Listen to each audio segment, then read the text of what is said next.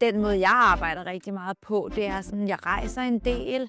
Jeg rejser selvfølgelig ud til vores faciliteter, hvor det er, vi ligesom producerer vores produkter. Men jeg rejser også en del til Paris og til London. Det er sådan ligesom de steder, hvor jeg føler, der er sådan en virkelig sådan god energi, og det hjælper mig til at sådan ligesom nulsætte mit hoved, fordi at der er jo sindssygt mange processer i det her med at have et brand.